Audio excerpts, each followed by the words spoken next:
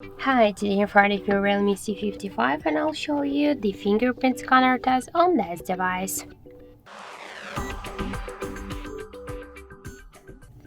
So I just set up my fingerprint to the scanner and now I'll make a couple of tries to unlock the device with my fingerprint and we'll see how fast this feature is and does it works. So let's start. 1, 2, 3,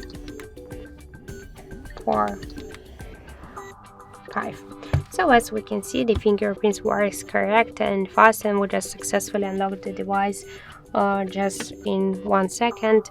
And this is the good result for the fingerprint unlock method. I just suggest you to try this unlock method, but don't forget that the fingerprint is less secure than the pin code or passcode unlock methods. So that's it. Thank you for watching, and if you find this video helpful, leave thumbs up and subscribe.